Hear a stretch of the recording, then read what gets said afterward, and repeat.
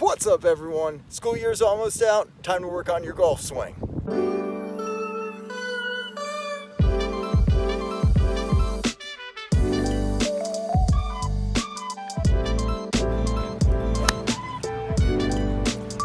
So before the school year ends and the golf season starts, you may want to stock up your lab with some new spectroscopy equipment. And we've made getting the right equipment, the right kits of spectroscopy, easier than ever with 3 simple questions. The first is, what are you measuring? Are you measuring a solid, a liquid, a plasma, or some sort of emissive source?